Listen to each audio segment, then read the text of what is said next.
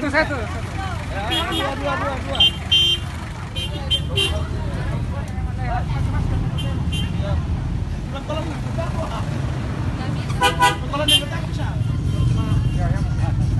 Dibagi taruh boleh. Satu orang satu ini bagiannya ini anak tiga ini kasih.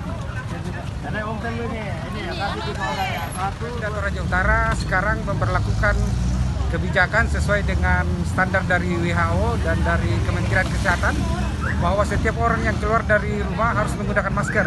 Begitupun di Toraja Utara, sekarang kalau keluar rumah wajib menggunakan masker. Dan kita sudah memesan ke penjahit-penjahit dan khusus hari ini kita membagikan 500 buah di pasar Bolu dan kemudian di kantor-kantor dibagikan kepada ASN. Jadi masker selain dibagikan oleh pemerintah juga bisa didapatkan di penjahit-penjahit, semua bisa dijahit sendiri juga boleh, dan memang sekarang semua apabila akan keluar rumah beraktivitas harus menggunakan masker. Terima kasih. Bagiannya bertahap ya Pak? Ya, jadi ini tergantung dari kesediaan dari tukang jahit. Jadi besok kita bagikan lagi 500, berapapun yang tersedia kita bagikan juga ke masyarakat umum. Ya.